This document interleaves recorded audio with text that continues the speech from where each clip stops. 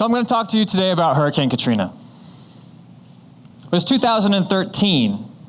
It's over 8 years after Hurricane Katrina hit the Gulf Coast in August of 2005. So many of you are probably thinking, why are we still talking about Hurricane Katrina? And you wouldn't be alone. By January of 2007, most Americans were experiencing what is called Katrina fatigue, meaning that over 50% of us were no longer interested in hearing or seeing media coverage about Hurricane Katrina. So if I know that, why am I still talking to you about Hurricane Katrina? My answer in short is that Katrina is everywhere. And let me tell you why. And we'll start where I started. I volunteered my whole life, from being a campfire kid all the way up through service requirements in high school. So when I went to college, it was a natural next step to join an organization called Cancun Can Wait, which was an alternative break group that allowed students to do volunteer work during the academic breaks. So in 2006, we had the opportunity to go to New Orleans. The college was going to pay for it in order to do recovery work. So I didn't know much about Hurricane Katrina at the time, but the opportunity was plopped in my lap, so I hopped on a plane and I went. Now, what made it even easier is that there were a number of organizations that would house and put volunteers from all over the United States and even all over the world to work doing recovery work. Most of the work took place in the lower Ninth Ward neighborhood, which was the hardest hit by the flooding caused by the levees. And our job was to go into these homes that had been so devastated. 9 months later, they still looked like this on the inside, by and large. Take everything out, yeah, that's me, all the way down to the beams, in the hopes that we could at least set the stage for that house to be refurbished so that a family could come home. And then, once you've done the work, you take your customary feel-good picture with the homeowner. Yeah, that's me in the upper right-hand corner. So you could take it home to your friends and family, show them, feel pretty good about yourself in the process. So we did all this, and then we hop on a plane and head back home. Feel pretty good about it, right? And maybe we should. Let's take a little closer look at what volunteers contributed to Gulf Coast restoration. What do we give? So, by 2007, 1.1 million volunteers had traveled to the Gulf Coast to engage in short-term volunteerism. On average, each of those volunteers contributed 14 hours of labor, and that labor is estimated to be valued at $18.77 per hour, which is pretty generous for volunteer labor if any of you have worked with volunteers before. And we do the math, this totals to $263 million in total volunteer contributions. That's over $250 million. So that's pretty good, right? I mean, volunteers can feel pretty good about themselves in terms of contributing that kind of total. But we're talking about things that are beneath the surface today. And so, if we look a little deeper, there are some things we don't think about in general when talking about this kind of volunteerism. And specifically, what does it cost to send a volunteer to do this sort of work? You have to get the volunteer to New Orleans. Once in New Orleans, you have to feed them and give them housing, and you also have to give them transportation on the ground. So if we start with the same 1.1 million volunteers, and then we make a rough estimate, and this is pretty conservative, for their travel costs at about $1,000 for a week-long trip, and we do the math again, we come to $1.1 billion in volunteer travel costs. $1.1 billion. So the discrepancy between volunteer contributions and what it costs to get those volunteers down there in the first place is over $750 million.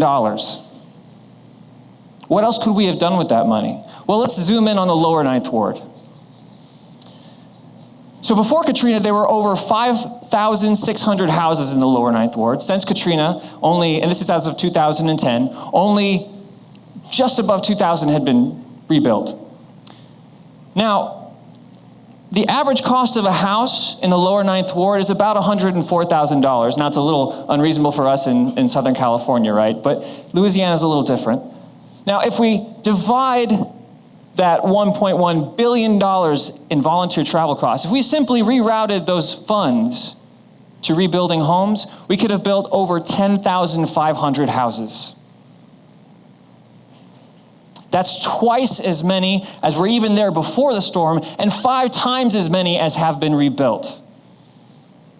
So that forces us to ask a question, and a somewhat uncomfortable question. Why volunteerism? If what we're doing is really about giving selflessly to a community so that they can rebuild, we've spent twice as much money as necessary to do that, and we've failed miserably. So the question becomes, again, uncomfortable and not particularly palatable to us who have volunteered. What do we get? Now, I got to go to the French Quarter and Jackson Square. I got to go to Café Du Monde and eat beignets and drink coffee, chicory coffee, right? It's New Orleans. I got to go to Bourbon Street and go dancing and listen to live jazz music every night. In short, I wasn't just a volunteer. I was a volunteer tourist.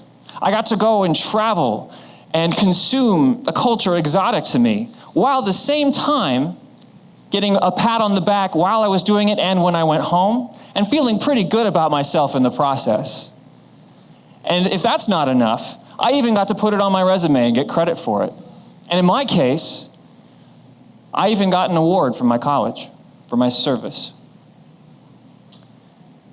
So if we juxtapose all these things that I got with what I gave, now for the average volunteer, and we're going to call them volunteer tourists from now on, volunteer tourist, if they contribute 14 hours of labor, that's approximately $262.78. So I got all of that for just a little over $250 worth of my work. I'm going to go ahead and say that I and other volunteerists got a whole lot more than we gave. Which begs the question, if we get more than we give, what does that mean? What do we do with that information? Am I saying that volunteer tourism is bad? No, I would say that's a little more complex than that. It's not a yes or no or a good or bad. Much of that money probably wouldn't have made its way down to New Orleans if there wasn't some sort of exchange taking place, if we didn't get something back for it. But it does force us to confront the question, if we got more than we gave, we owe a debt to somebody. The question is who? Now, I'm going to make an assertion that is probably fairly controversial. Volunteer tourism does not exist without someone's suffering. It is that suffering, in this case post-Katrina, that enables volunteer tourism to happen in the first place. So if we take that seriously, I would argue that I, as a volunteer tourist, owe that debt to the people who I supposedly serve for going through something that provided me the opportunity to be a volunteer tourist. And so I've lived in the lower Ninth Ward since... If we take seriously that debt, then we have to do something about it. We have to think about, what does it mean to repay that debt?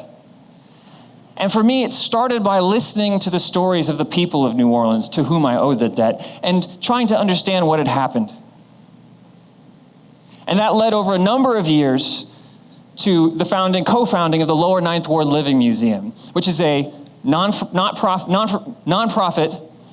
free admission museum whose goal is to collect oral histories and provide historical exhibits of the culture and history of the Lower Ninth Ward so that people like you can hear those stories. I've lived in the lower Ninth Ward since 1952. All my life, really. I lived in the lower Ninth, 71 years. 74 years. 83 years in this neighborhood. This is the place I know better than I know anywhere in the world. I know the Ninth Ward, the streets of the Ninth Ward better than I know myself. It's a community that I knew really, really well, and I don't know it anymore. It's gone. Community I grew up in is gone. It was horrible to come back down here. Houses sitting on top of houses. You know, it just looked like somebody had dropped an atomic bomb and the whole neighborhood disappeared. I lost everything I owned in Katrina. This disaster system that they set up for us was designed for us to fail. They gave money, but we don't know what happened to it. Where the poor people are You're the last one to get assistance. It's just a forgotten war. We don't have banks. We don't have schools, nothing. We have no grocery stores. We have nothing.